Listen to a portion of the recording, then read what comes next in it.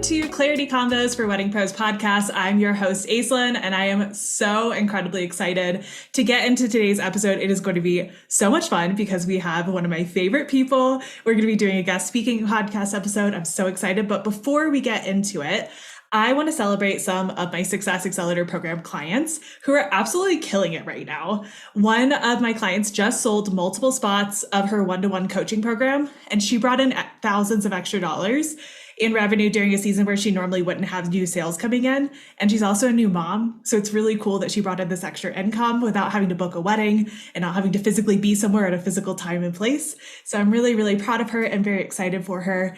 And I just cannot wait to see what she does next. So let's get into today's episode. I'm so excited to introduce our guest today. We have with us Allison Davis, who is the founder and creative director at Davis Row. Allison, thank you so much for being here. I'm so excited to have you. Thank you for inviting me. I'm so thrilled to be a part of really anything you do. So this is awesome. It's so funny because I think this is like the third thing that we've done together in this capacity. We've just never done a podcast episode before. Right. So like we love an opportunity to link up and record ourselves talking. But yeah, I don't think we've never made it so people could download it. How about that? Yeah, because so you and I met, I think it was in 2020 or 2021, and we had a couple of like really amazing coffee dates. And at the end of one of those coffee dates, I was like, man, these conversations are just too good for other people to not hear them. And so then we did, I think, one or two Instagram lives together, and Yes. they were, oh my gosh, they were the best. I still get comments from people about those like particular IG lives and just like how good the conversation was. Yeah, I mean, I think it's always fun to chat with you and just like riff on different things because I feel like both of us are just so curious about everything. And we love to just like do a real deep dive into every single subject that we happen upon. And so I think it's always nice to talk to other people who are like curious and who actually really care about what they do and the people around them. And so I'm glad that it's been resonating with people. Hopefully this does too. Yeah, I know it will though, because like every single time we have a conversation, especially in public, I notice that like these are the deeper conversations that aren't happening in the wedding industry. Mm-hmm. So I know that like every time we have a conversation like this, it's just deepening the types of conversations that people have access to. And I'm just really, really excited for that. And just really excited to talk about being a good teammate in the wedding industry, and then CEO organization tips. That's kind of the general topics we're going to talk about today. And I think that this is going to be such a fruitful conversation because I am no longer in the wedding industry per se. Like I don't shoot weddings anymore. I was a wedding photographer, but now I'm not. I'm a business coach. And so to be able to like kind of come at it from both sides of like the coaching side of things, and also like you're still in it. Like you're still like doing the thing, having the conversations, being at the actual events. Yeah, I'm still in it 100%. And yeah, it's cool to hear your perspective on things as somebody who was very deep in it for a very, very long time. And now you kind of have, it's not, I mean, I wouldn't say fully an outsider's perspective because it's like a mix of being removed enough to like talk about it very openly and candidly with some reflection attached. And then also like knowing exactly what it's like to be there in those moments, in those shoes. So it's cool. It's really cool. I don't really know a lot of people who are in a similar position to you. And so I think it's always great for you to like be very loud about your experiences and your thoughts because you have such a unique voice. Thank you so much. And it's funny because like, that's not funny. It just is like people hire me because of that. They hire me because I have been through a lot of the situations that my clients are going through. Like my clients will be like, I don't think anyone has ever been through this, like, particular situation before. And I'm like, hi, I have. It sucked. Let's go through it together. I'm going to make it suck less for you. I love that. That's such a cool thing to be able to do. And I think that's like, the best thing about mentorship is like finding somebody who's been there before and can help you get through it. But then you have that extra layer of like actually studying how to coach people and how to motivate people. And so like, yeah, there's nobody out there like you. My heart. So let's get into today's conversation because you and I, we always have amazing conversations, like hands down. Yeah. Like I always know walking into a conversation with you, I'm going to leave feeling refreshed and I'm going to leave feeling like more thoughtful and just like my eyes are always going to be more open after our conversations.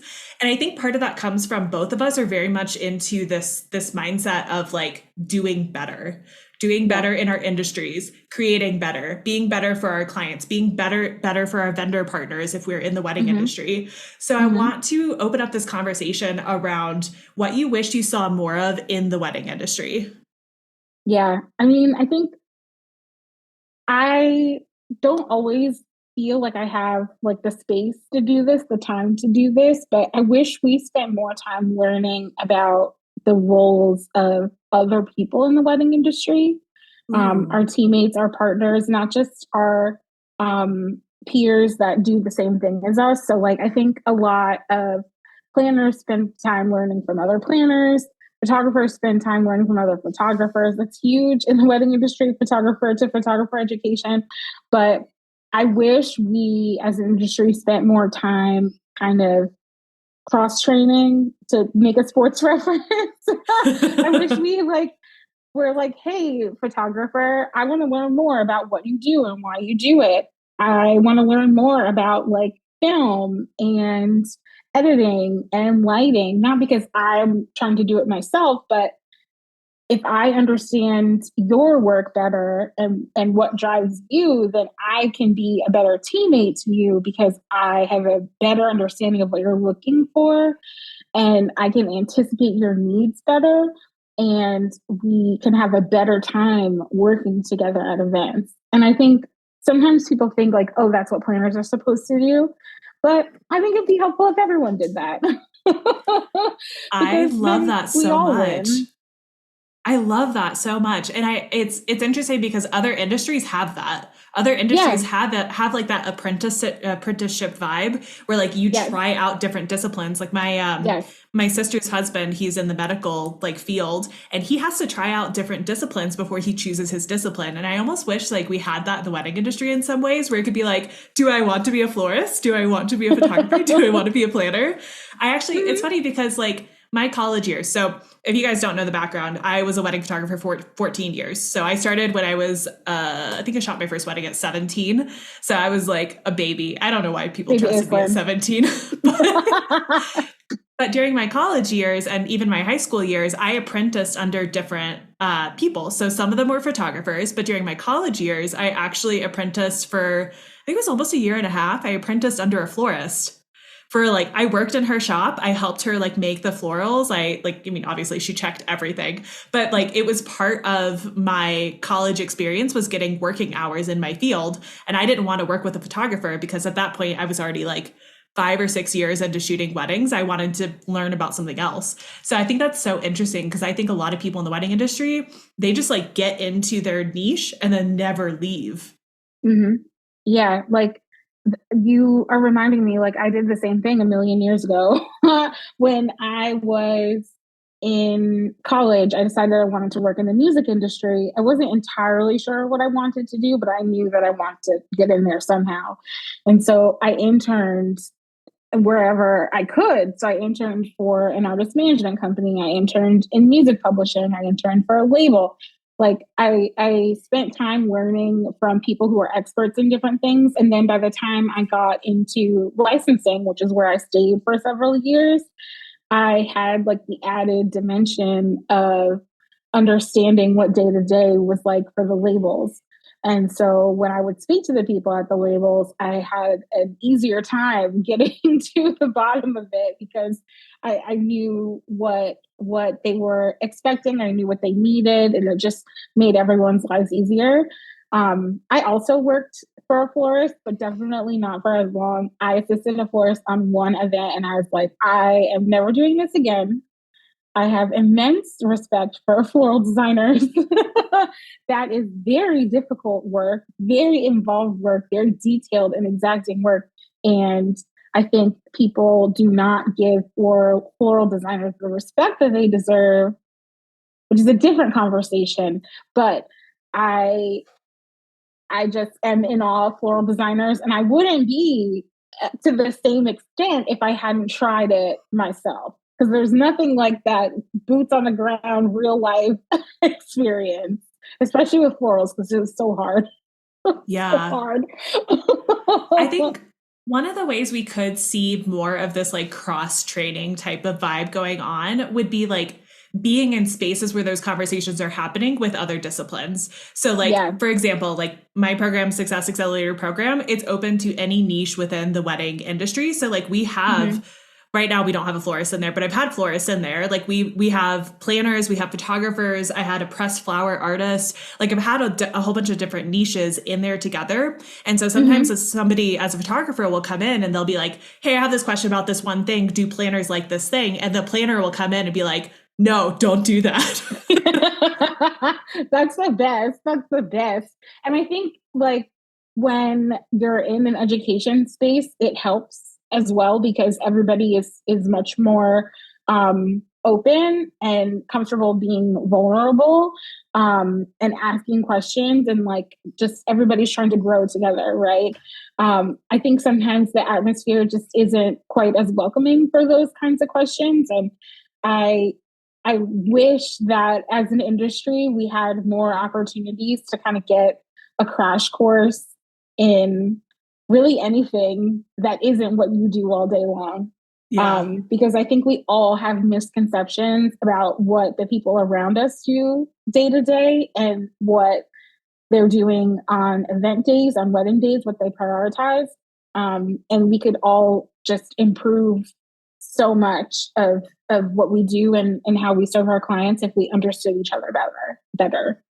Yeah, I totally agree. And like thinking about like things that I wish I saw more of in the wedding industry, I feel like this pairs really well. I wish I saw more people in the wedding industry willing to be a beginner publicly. Ooh. Willing, yeah, willing Don't to do be that. bad at something publicly, willing to Mhm. sift through the like shittiness of being a beginner publicly. Yeah. I see so many That's people who are so afraid to even try until they're quote unquote good. And I'm mhm. like, if you knew that you were going to be good at something in a year from now, why would you not start it now? And the reason is that because that people are waiting until they're the level of good in order to start. And I'm like, you have to be terrible. You're fucking creative. You have to be Mhm. terrible first before you Yes. can be good. Be a Yes. creative. Act like a creative. Yes. Like this reminds me of something that the great Beyonce once said. Nobody likes to rehearse. Nobody likes to practice because nobody wants to look bad. Nobody wants to feel awkward. Um, but that's the key to all of it. I hate practice. I hate rehearsal. I hate like stumbling over things. I hate making a mess. I hate having to like work through like the janky parts. I hate it.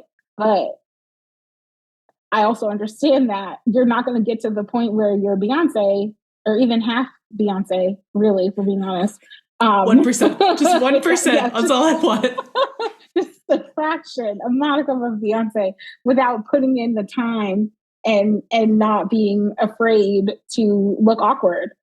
Yeah. I think to take that metaphor even further, like Beyonce is naturally incredibly talented, but she Mm-hmm. honed those talents with rehearsing. Mm-hmm. She honed those talents by showing up to rehearsal and probably tripping on her heels. She honed those talents by like the hours and hours and hours and hours it takes to get to mastery level of something.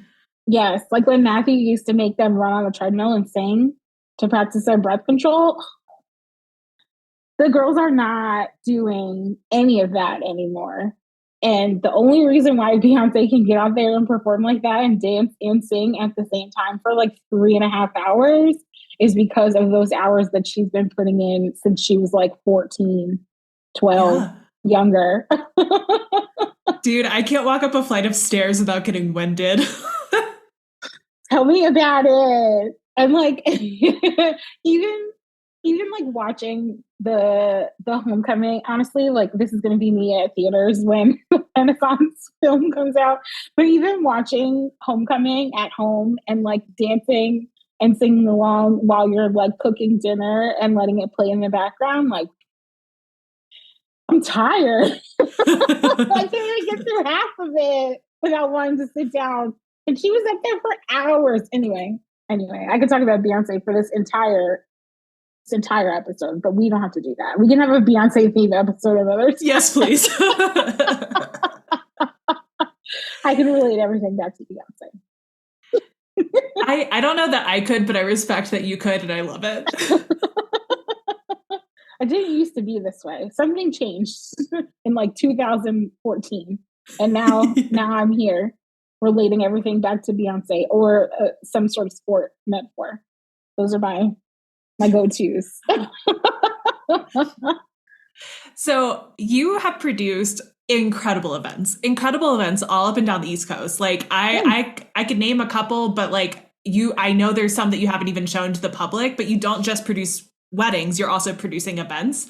So we're kind of like, this whole theme is about being a good teammate. And like, we've already touched on like a couple of really great topics, but I want to know, like, you specifically, when you're looking for a creative partner, whether it's for your wedding or it's for an event, whichever it is, what are you looking for? And like, what sets somebody apart? Like, how can you like see like a set of qualities or see a set of actions that they're taking and be like, oh, yep, that's a good teammate right now, or that's a good teammate right there, or they will be a good teammate?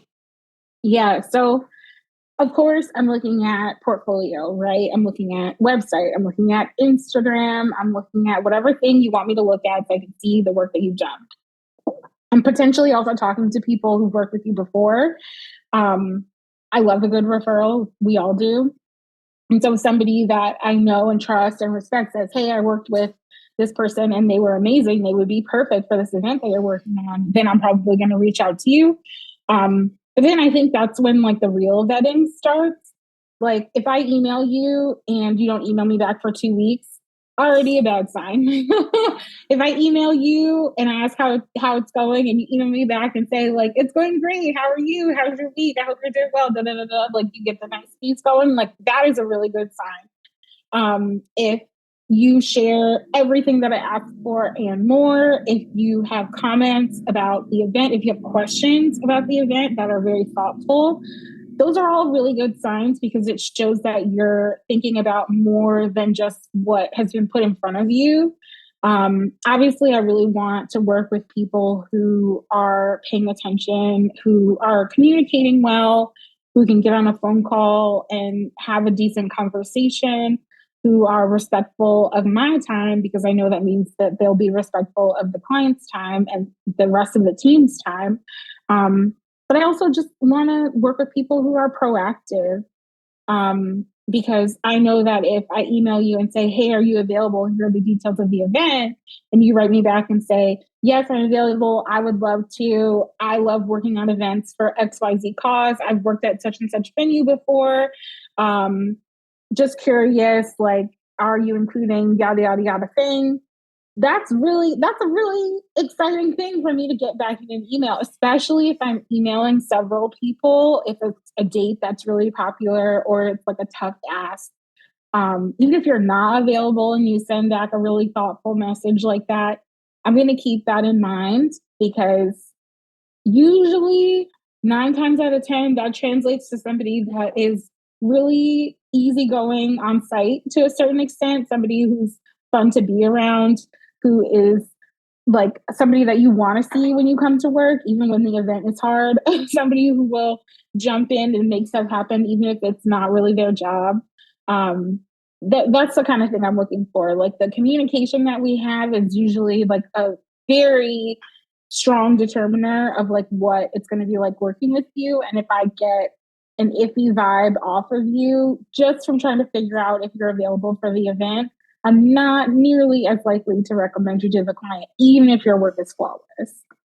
Yeah, I think a lot of people in the wedding industry, like they'll focus on like, oh, like my Instagram feed is perfect and like my website is perfect. And it's like, if you can't back that up with like critical thinking skills, communication skills, and being like a grounded nervous system, like, like your regulated nervous system, like you are like Mm-hmm. able to like show up as a grounded presence on a wedding day and you're not like just Mm-hmm. a chaotic storm of emotions. Mm-hmm. Yes. Like we got to be focusing on the critical thinking side of things. We got to be focusing on like the communication side of things. I feel like about half my job as a coach is looking at people's emails and being like, why would you say this? Like it's like half my job. It's just like editing people's emails and being like, okay, if you want to be taken seriously, you need to be doing this over here. I just did a training inside of my membership around communication and around leveling up your communication because it's so rampantly bad in the wedding industry. Email communication is. Yeah, it's pretty bad. Yeah. I'm Like glad that you're helping the people out with this because it's bad. It's bad. either people like don't respond at all, or when they do respond, they're like trauma dumping, or they're like super indecisive and like giving you William and I, my husband and I talk about this all the time. I need critical path information. You need to give Yes. me the critical information. I don't Yes. need more information. I don't No. care what color the bridesmaids' dresses are. That does not affect my job. I need to Mm-mm. know where people are going to be and what my priorities are and what my responsibilities are. So in the wedding industry, I see like this like information dump and people think, oh, that's how you communicate well. And it's like, no, no, no. Is any of this critical? Mm-mm. No.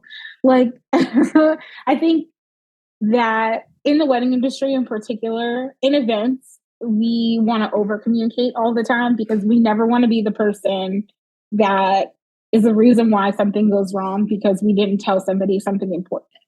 Like, I think there's this fear that we all have that we're going to forget to mention something to somebody and then get to the wedding and it's not going to be there. Like, you have that nightmare where you get to your event and you realize that you forgot your camera and you're the photographer, or you're the planner and you show up at the wedding but there's no hookah because you didn't ask for one. Like, stuff that you would definitely catch way in advance if you've done it before. But that's still I think like the source of a lot of panic for us. Like, we're forgetting to tell somebody something, not communicating something clearly, and then having that turn into a disaster. So I think a lot of times people in coming from that place of fear just give you all the information you could possibly imagine for something, when in reality sometimes that makes things worse. If you flood people with information, they may not read all of it, they may Mm-hmm. not read all of it for comprehension, and then you just end up with people who don't pay attention to anything you send them, which is a different problem. But when I'm communicating with people early on and just trying to find out like availability, pricing, style, that sort of thing, if I'm getting like text while emails back, that's also a bad sign. A lot of times those text walls are a sign of some sort of like formulaic content that they're just trying to like use like as a catch-all or a one-size-fits-all solution, where if they get an inquiry they just send the same stuff to everybody that is like, here's a link to this, here's a link to that, here's an attachment, and don't forget this, follow us on Instagram. Like, those kinds of messages, it's like, okay, well, you're not really paying attention. Or if it's somebody who's just like giving me all of their emotions in response to an inquiry, like, I don't want that either. Just like time and place.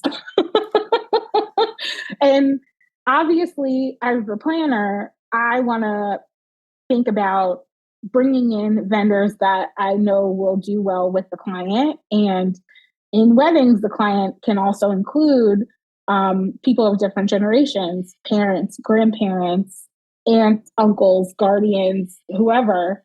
And sometimes you have to have a little bit more polish when dealing with people who are of a different generation than you are. And if you can't string an inquiry response together that is clear and concise and doesn't make assumptions about the level of um, casual relationship that we have as strangers, then that scares me a little bit for what it might be like when you get on site. You know, there are so many things to consider, and I feel like I don't want it to sound like I'm like looking for ways to trap people and throw them away because I'm not.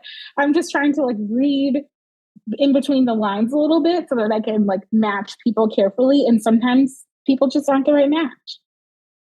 Yeah, absolutely. And I think that was really interesting what you're talking about with like having to have a little bit more polish when you're talking to people of different generations, because that's very much the case. Like we talked to all kinds of people when we were wedding Mm-hmm. professionals. Like when I was still a wedding photographer, like we had our team at Ace Portraits account, and like a Mm-hmm. lot of times like we were talking to the father of the bride, or we were talking to the mother of the groom, or we were talking to like, you know, the mother of the like bride, like all the different things. Like we were talking to a lot of different types of people. And like Mm-hmm. I think in the wedding industry, I see this a lot. People act as if you're their best friend immediately. Mm-hmm. And it's like, Yeah. I don't know about you, but I have very different expectations and like responsibilities and like things that I do with my best friends over anyone else in my life. Acquaintances do Yeah. not have the Yes. same kind of dynamic as my best friends. No. So I think that's something I wish I saw more of in the wedding industry, is like kind of like this like distinction of like, I can be friendly with you without having to be your best friend. Yes. And I think a lot of wedding professionals have kind of that low key, easygoing casualness as part of their brand. And that doesn't mean that you have to turn all of that off and write your emails like legal documents. But at the Henceforth and same, right, furthermore. exactly, to whom it may concern, you don't have to do that. I'm not saying that you have to like throw all of your brand guidelines around voice and tone away when you are communicating with people who are older than you. But at the same time, I think you kind of have to like code switch a little bit so that the people that you're speaking to feel like um, you're taking an appropriate tone with them. Because I'm very like fun and approachable and outgoing, but the way that I talk to my clients in their 30s or in their late 20s, I don't really get much younger than that, but I'm here for the Gen Zs. Um, is different from how I talk to their grandparents when they get to rehearsal. You know, they still get the same impression from me. They still see me as outgoing and fun and low key, but the approach is just slightly different, so they don't feel like I am. I don't know. So they don't feel like I am too casual, too easygoing. Because you also Yeah. want to gain some respect from people older than you, because they do have a tendency, especially when you're a woman, especially when you are female presenting, especially when you are a minority, racial minority, they have a tendency to look at you and think that you don't really know what you're doing. You're just here to hang out. And so there's so many different things like swirling in my brain as I'm like figuring out the best ways to communicate with people. But I know I'm doing that. I want to work with people who I think are doing the same thing. Yeah. Because it's so important. We're a united front. We're a team. We're all serving the same client, and that means that we are in this together and we support one another. But that also means that we have to have some consistency in how we appear, how we communicate, the vibe that we're giving off. Because if the favorite auntie has an experience to where she feels like the videographer is not respectful of her, then we all have a problem. We're all taking that L together. Yeah. I actually like when we were, so my husband and I, like, we like shot together. So I was the primary and then he Mhm. was my secondary. So when I say we, I literally mean we. Yes. So when we were wedding photographers, there was always this kind of like get people on your side and like get people on the same team and on the same page as quickly as you can on a wedding day. And there were different Yes. ways that we did that as wedding professionals. First, we made sure that we found like the wedding planner and made contact like early in the day to make sure, hey, is there anything that got like moved up the priority list? Is there anything that changed that was really drastic that we need to know about? But also, like, one of the first things we would do when we would walk into like the getting ready room is we would introduce ourselves, and then we would say, if there's anything you need today, my name is Aislinn. This is my husband, William. He's also part of the team. And there's also the planner, Allison. If you guys need anything at all today, please come find us. Don't hesitate to ask. Don't talk to the bride about it. Come to us first. And like by Yeah. doing that, it was like setting this stage of like, we are all in this to have an amazing day, creating an amazing space together. I don't want you, bridesmaid, talking to the bride about something the planner is supposed to be handling or that I, as a Mhm. photographer, am supposed to be handling. So it kind of like, Mhm. I think there's like little tiny things that you can do to set the stage for like everyone to be a team. And of course, like vendors as well. But like when we're thinking about the team, it's not just the vendors, it's also the people at the event. We don't want any Mhm. like people there who want to sabotage the event. We want people who want Right. to be there. Right. Right. And I think there is an amount of leadership that's required from vendors at an event, um, from everybody, not just the planner. um, and that's why I really like to like hammer home the concept of it being a team because it is. Like I think sometimes people in other disciplines in the wedding industry can think that planners tend to see ourselves as the Beyonce, um, as the boss, and everybody else is their employee. We kind of get a bad rap. Not to say that all planners are not that, because there are some planners who are the boss and everyone works for them. But I think for me and for many of the planners that I know, we just want to make sure that everybody has a good day at work. And Yeah. so we're doing everything that we can to make sure that everyone has what they need, everyone is comfortable, everyone feels safe. That's a big one, because that is so important to the day going well. If you're having a bad day at work and it's someone's wedding, the chances of something going wrong are much higher because you're just like not feeling it. And so I want to make sure that you are feeling it so that we can all enjoy and all be successful. Yeah, and that's actually a really good point of like if you're having a bad day, can you still be a good team member? And I think the answer is Yes. absolutely yes. So like I've mentioned this before. I was a wedding photographer for like 13, 14 years. Like I don't want to do the math Hmm. right now, but it was somewhere in that range. Like we've had multiple deaths in the family like during the 14 years that I was a wedding photographer. There was one wedding that was like I think it was like 2 days after a funeral that I had to go to. And then there was another wedding that was like I was waiting on the news that one of my family member was in the hospital. I was Oh my at a God. wedding. And so I had to set parameters so that I could do my job well and I could make sure that I was like fully present for my clients while also honoring my Hmm. own feelings. And I think this is where Hmm. like nervous system regulation comes into play. This is where systems in your business for the hard days comes into play and also Hmm. communication. Every wedding that I was having a hard day on, I made sure the planner knew what was Hmm. going on. And I was like, I'm not here for pity. I am just letting you know if I need 5 minutes to go cry in a closet, I'm going to do it and I'm Hmm. going to come right back. You don't have to tell the Hmm. bride.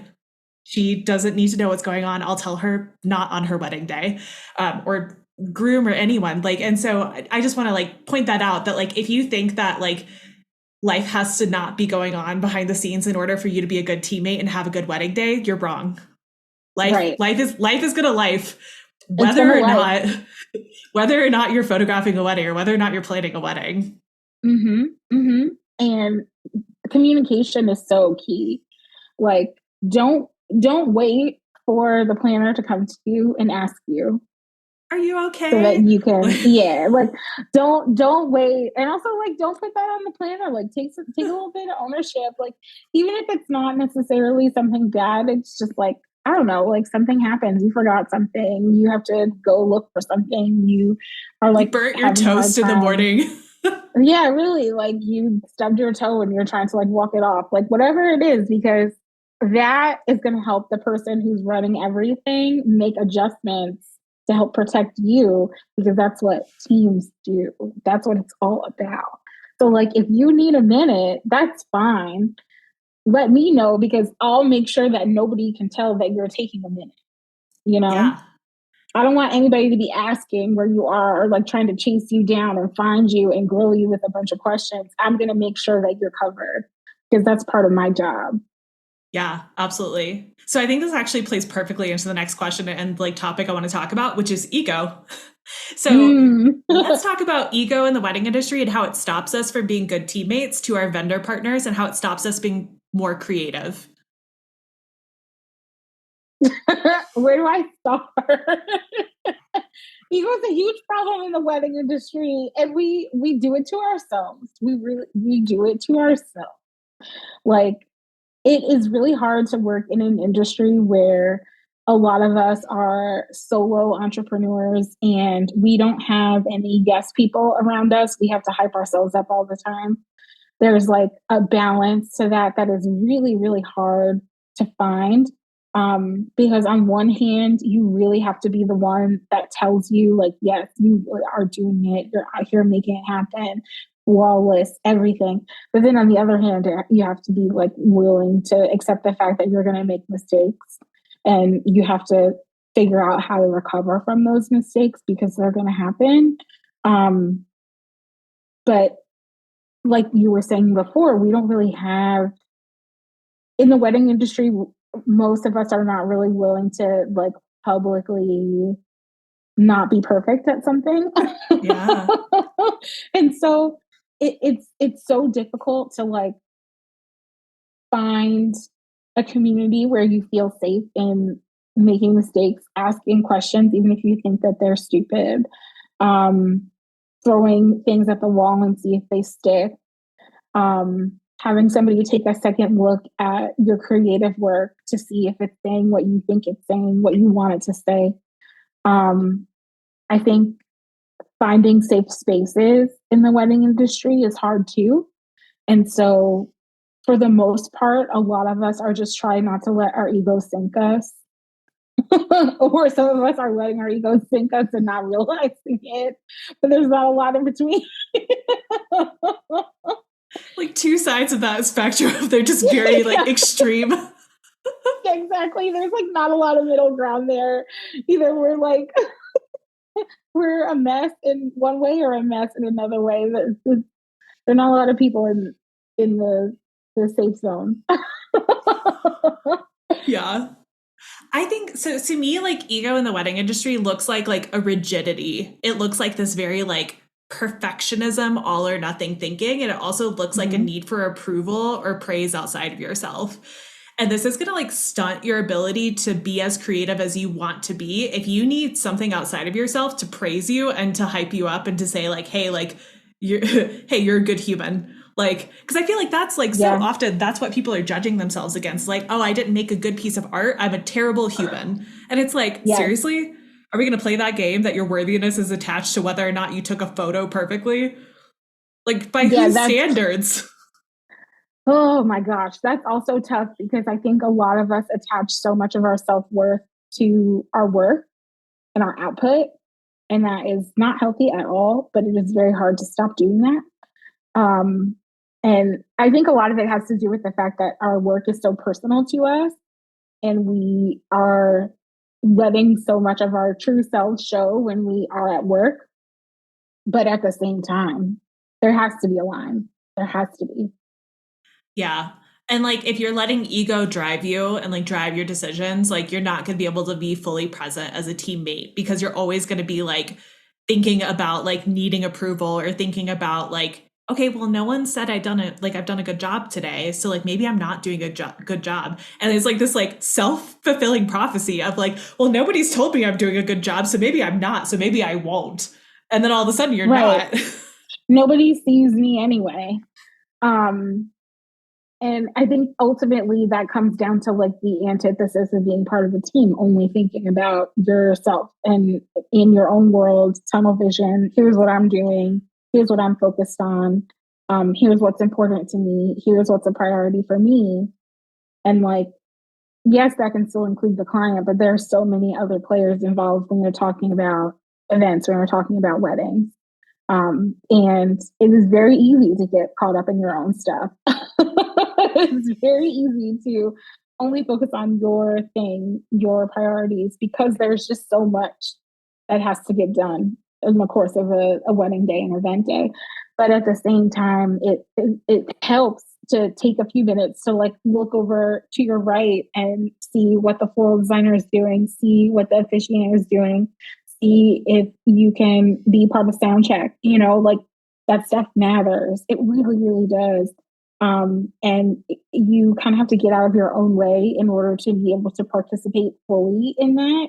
I mean, I'm not saying that you need to like pull up a chair with the band or anything like that, but I do think that it's helpful to understand like the set list to a certain extent. When are they taking a break? A lot of times, like the photographer is not necessarily paying attention to that. It might help if they did.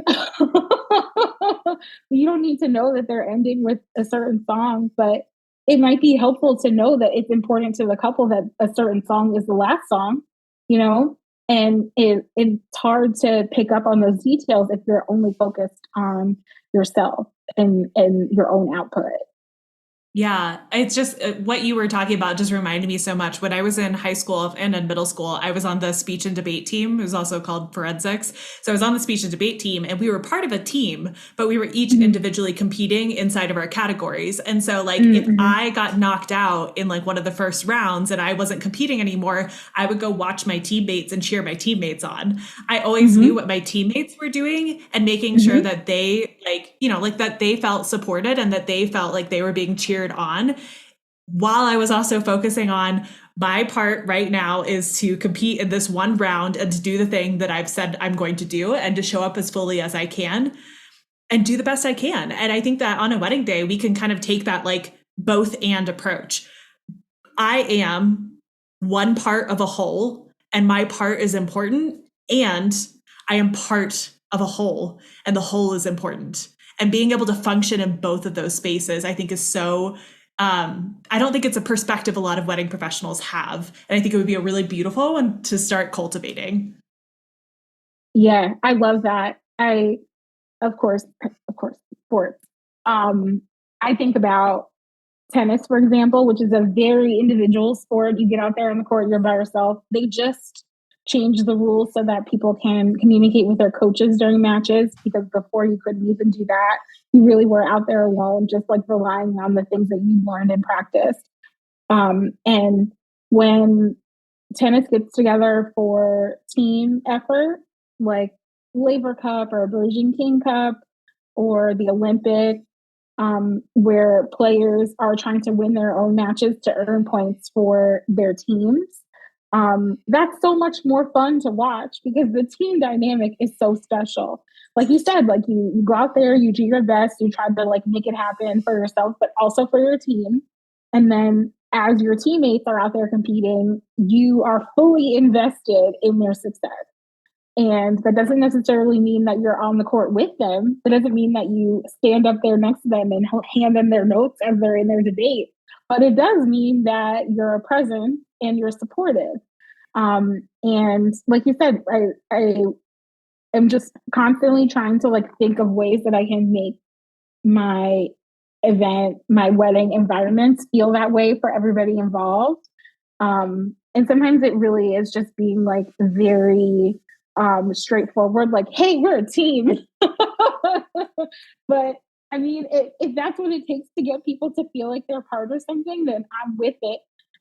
Because I do want people to feel like they're part of something much bigger than themselves and feel motivated to really knock it out, not just for their own portfolio, but for everybody, for the client, for the guests, for the people that'll see this video later in 30 years. Like that's I think that's how we really get to that next level of caring very deeply about what we do and delivering work that is consistently excellent. Yeah, you touched on something that like sparked something for me of like we were talking about ego earlier. If you're shooting a wedding or photographing a wedding or like doing flowers for a wedding and your sole purpose for being there is to get published, you are not being a good teammate. Your No. sole I'm not saying publications are bad. I'm not saying you should not No. try to get published, but Mm-mm. your goal on a wedding day should be to take care of your clients and to serve your clients well and to show up for yourself well. Am I Mm-hmm. grounded today? Am I being a kind presence today? Am I making sure that other people feel seen, heard, and loved today? Am I making sure that I am taken care of today, that I'm actually taking care of my own needs today?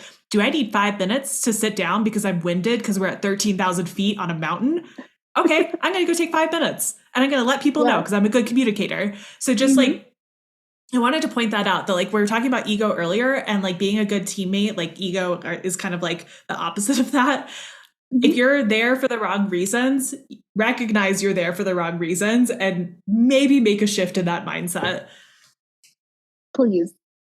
And it's a different story if you and your teammates have discussed ahead of time that you have goals for publication. That's different. But if Yes. you are on a solo mission to capture imagery based on what you think will get accepted to brides, that's when you probably should take a step back and really look at what your priorities are. Yeah. You're saying this so gently, and I was just like, bam. Knock it off.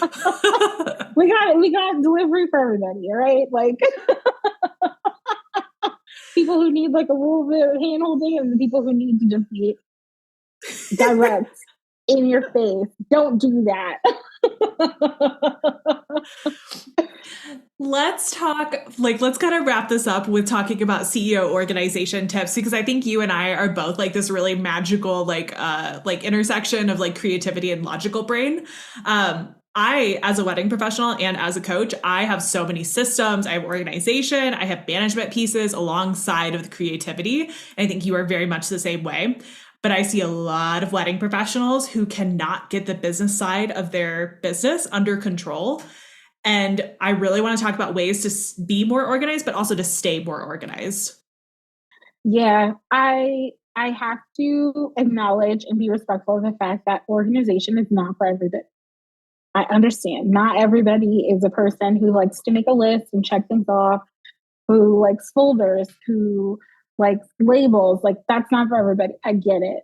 However, it would make your life so much easier. And there are so many small things that you can do to make your life easier, right? Like you don't necessarily have to be aggressively organized the way that I know that I am. But you can definitely like save some templates in your email so that you don't have to type the same thing over and over again. And there are some templates that I started saving that saved me more time than I can even tell you that I wouldn't have thought of before. Like, for example, I kept finding that I was reaching out to literally everybody on the vendor team and telling them things like, the wedding is at this place. It starts at this time. Here's the name of the couple. So I finally just saved it as a template. Hello? So easy. I love to use Calendly to schedule meetings. So I literally just made a template that's just the words my calendar and it links to my Calendly. Duh. Little things like that are so useful because, of course, when you say template, people think like, oh, yeah, like my welcome email. I have that too. But I also have a template that includes the like little details that I'm constantly repeating. That counts as getting organized and it is helpful. Project management, helpful. CRM, helpful. Google Sheets, helpful. All that stuff is great because I think the reason behind organizing things to the extent that I do it is to save time. I put in time now to clean up my system to save myself a lot of time and effort and tears on the back end. For example, I just spent like 2 straight days once I add up all the hours that I put into this, fully revamping my budget spreadsheet. And now it has like 5 tabs. They all talk to each other. There's a summary page that's pulling from here, there, everywhere. And I had a one sheet before, but it just wasn't hitting for what I needed it to hit. And now I feel like I could budget down to the tiniest detail. I could budget down to a single fork if I had to, because I have this big, beautiful budget template. And it is going to save me the effort of having to write out a bajillion different formulas for each couple in the future. Stuff like that, you don't have to do. But if you do it, you know that you're doing future you a favor. Saving email templates, future you, it's a favor. Setting up a project with tasks so you don't have to try and remember what the tasks are every time you do that thing again. Favor. Recurring meetings for yourself to do your bookkeeping. It's a favor. Like, there's so many small things that you can do to save yourself time and also kind of free up some of your brain space, because so many of us got into this industry thinking that we would just be able to be creative all day. And that is not what we do. Even the people who are doing the most creative, even the painters of the industry, they don't get to paint all day. They still have to deal with invoicing like the rest of us. And so if you're coming up with systems and automating processes and all of those things that seem like overkill for your business, but really probably aren't, you are giving yourself more time to do the things that you got into this industry or this field to do in the first place, which is be creative. And I'm all for that. Yeah, absolutely. Like I completely agree. And a lot of the things that you mentioned, I have like the photographer version of that, like when I was a photographer. Mm-hmm. And now as a coach, I actually have an OBM. So she's an operations business manager. So like Nice. I love it. It's so good because like being Yes. a coach, like there's things that like I'm learning like as a coach that I'm like, oh, I didn't have to do this as a wedding photographer. So like there's things that I'm like, okay, we're gonna outsource that. But it was funny when you were talking about Calendly because I just set it up in my Calendly. Like I went ahead and got off the free version and I got on the paid version so that I could have multiple calendars. So now if somebody wants to book a business intensive with me, I only take those on certain days of the month, and I have a calendar where that's the only thing they're seeing. If I have, like an onboarding call, they only get certain days of the month. That's the only calendar that they're seeing. So like if you guys want to get like, nitty gritty about it, you absolutely can. But what that does is it allows me to be more in a flow state on the days that I have certain tasks. So like today is a podcasting day. I will get off of this call. I will go script another podcast and I will probably record a second podcast. I'm not jumping around task to task to task. I'm spending my entire day doing one type of task. And so I think that's one thing that I see a lot of wedding professionals talk about is that they're just kind of like all over the place all the time. And it's like, if you would set up the systems to like engage within and to like live within those systems, you wouldn't feel like you were all over the place because you would know, okay, it's Tuesday, it's podcasting day. Okay, it's Wednesday, it's editing day. I know that I have these 5 weddings I need to edit and it's Wednesday. They're doing this day, and this day, instead of being like, oh, they're due in 3 to 20 weeks. It's like, Eventually. No, they have due dates. Mm-hmm. Mm-hmm. Yeah, I love that. I love that concept of like getting yourself out of the minutia so that you don't get distracted by it, because that's ultimately what's happening. Like, even if you have an assistant, even if you have a team, it's really easy to just like fall down a hole of like sending a million emails about stuff that is probably better solved on a phone call. Looking through your calendar to like type out all of your availability, like all of those things, you don't really have to do that. You don't have to do that. We used to have an email. I had actually forgotten about this. We used to have an email that we would send out to our second shooters, or I would send it to, so I had Ace at Ace Portraits email, and then I had Team at Ace Portraits, and Team was my husband.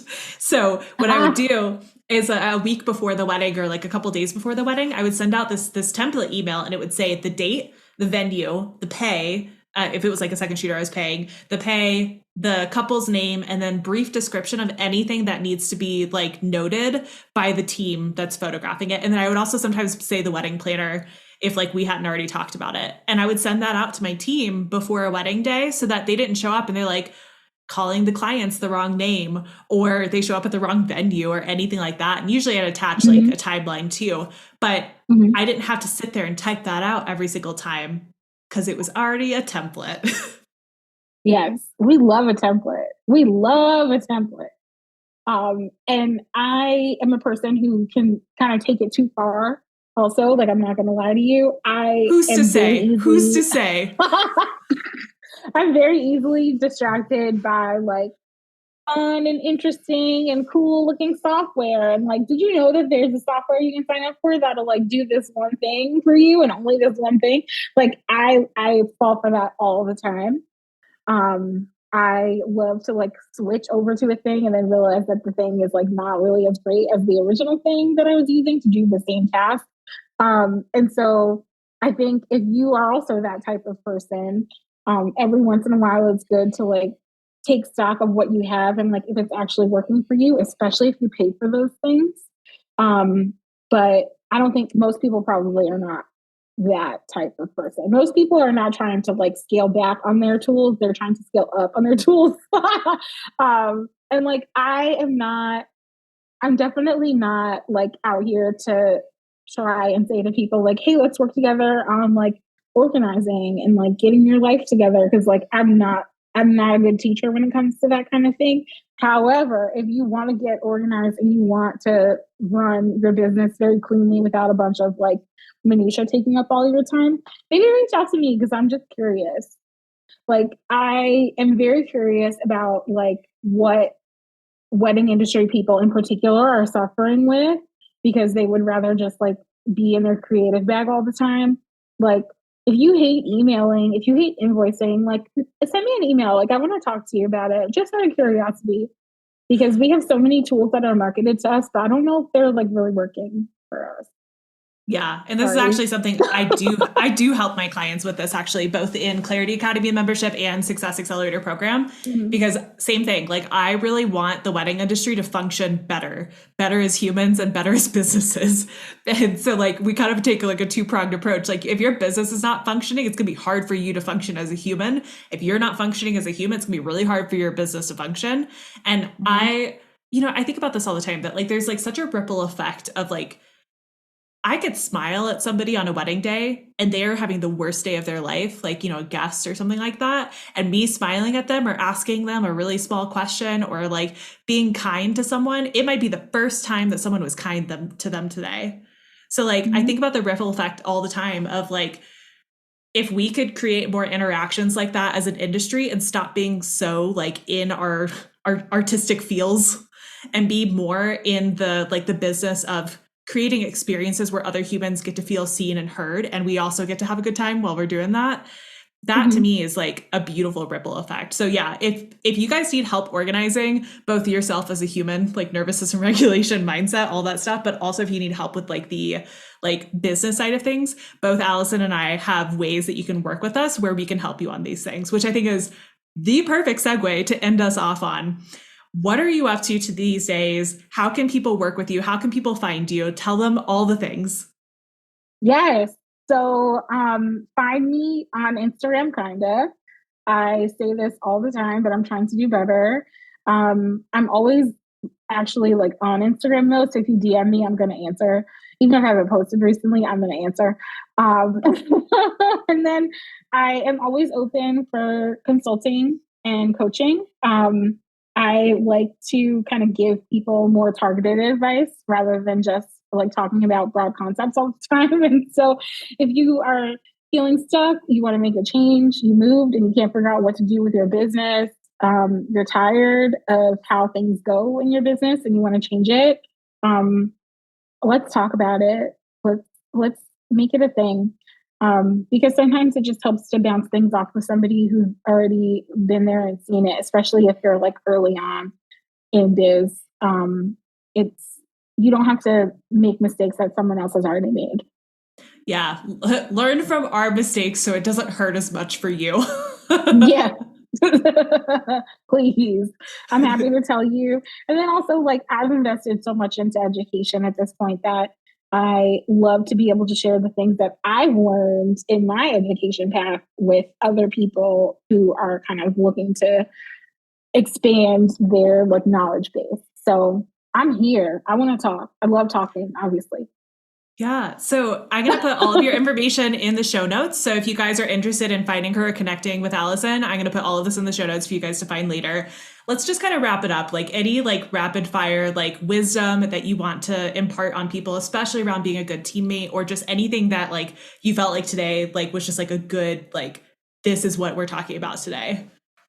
Yeah. So I think my favorite moment of this conversation was talking about how being part of an events team, being part of a wedding team relates to being on any team, especially where the team involves performing alone. So you do your thing, you get up there, you crush it, you knock it out of the park. And then you go sit on the bench, or you go sit in the stands, or you go stand in the back of the tent and you cheer everybody else on and you're supportive. You don't necessarily have to do their job for or with them. Nobody's asking you to do that, but you are there and you're cheering them on, because when they do well, you do well. We all do well together. I love that so much. And I really do feel like that was kind of like, if we had like one sentence or two sentences to like really describe like what we were talking about, like the core of what we were talking about is just like being a good teammate means being able to do the both and. It means being individually exceptional and being as a whole and as a team exceptional. And so I think it's just important to kind of shift into that mindset, you know, like as you're driving to a wedding day, okay, how am I going to show up for myself? How am I going to show up for my team today? My team includes the vendors, it includes the parents, it includes the clients, it includes the random aunt, and it includes the dancing couple on the dance floor. How am I going to show up for myself so that I feel good today? But also, how am I going to make sure that my team feels good today? And just kind of like that both and, I think, is so, so important. So Allison, thank you. This was, Thank as you. always, like the best conversation ever. So great. I'm so excited for everyone to listen to this. Thank you guys so much for being part of today's podcast episode. If you want to follow Allison, I'm going to be putting her information in the show notes. If you're interested in mentorship with her, you can send her a message. I also have Clarity Academy membership is open enrollment right now, and SAP Success Accelerator program is also getting an upgrade very, very soon. So probably on the next podcast episode, I'll talk about it. It's going to, well, okay, I'll just go ahead and let the cat out of the bag. It's going to be evergreen really soon. So it's no longer going to be open and closed cart. You guys are going to be able to join whenever you want to, which is really, really cool. So thank you everyone so much for being here today. I cannot wait to do more of these interviews. Allison, thank you again for being here. Thank you.